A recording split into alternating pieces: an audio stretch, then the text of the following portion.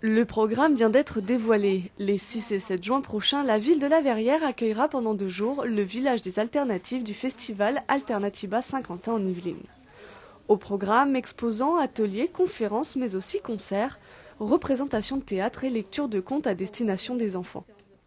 C'est un moment festif et un festival qui a pour objectif de montrer des alternatives et des alternatives positives au changement climatique. Parce que notre constat d'origine est qu'on parle trop souvent de manière négative du changement climatique, c'est toujours une contrainte.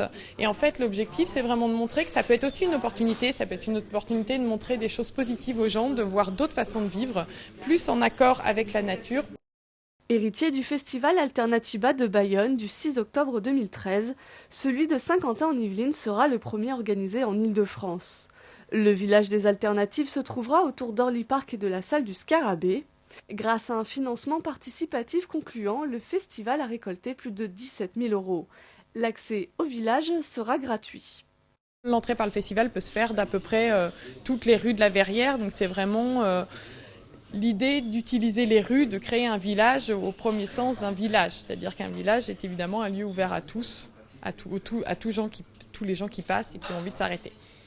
Pour assurer le fonctionnement ainsi qu'un bon accueil des 5000 visiteurs attendus, le collectif recherche des bénévoles. Et si le village découpé en 11 quartiers thématiques ne durera que le temps d'un week-end, le collectif espère que les idées deviendront durables.